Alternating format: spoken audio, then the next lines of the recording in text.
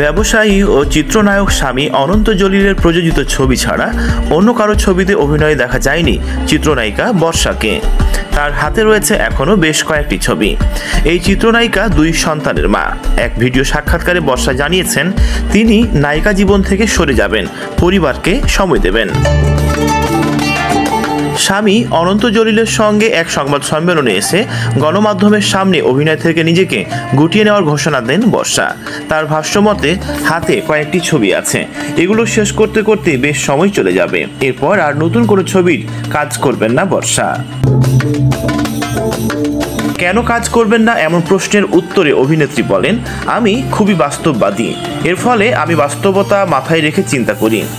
আমার মনে হয় নায়িকাদের একটা বয়স পর্যন্ত স্ক্রিনে ভালো লাগে, ততদিনই কাজ করা উচিত। আমার ক্ষেত্রেও তাই।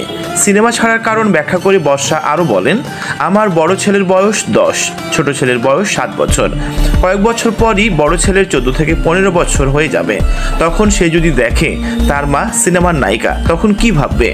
এসব চিন্তা করেই সিনেমা ছেড়ে দেওয়ার সিদ্ধান্ত নিয়েছি। এদিকে বর্ষার সিনেমা ছাড়ার সিদ্ধান্তে স্বামী অনন্ত জলিল বলেন, এখন যারা আমাদের দেশে নায়িকা হিসেবে কাজ করছেন তাদের অনেকের চেয়ে বর্ষার বয়স কম, তাও সে কথা বলছে। প্রসঙ্গত 2010 সালে খোঁজ দ্য সার্চ সিনেমার মাধ্যমে বড় পর্দায় অভিষেক হয় বর্ষার। এতে অনন্ত জলিলের বিপরীতে অভিনয় করেন তিনি। 2011 সালের 23 সেপ্টেম্বর ভালোবেসে ঘর বাঁধেন এই তারকা জুটি। তাদের সংসারে আরিজ ইবনে জলিল ও আবরার ইবনে জলিল নামের 2 পুত্র সন্তান রয়েছে।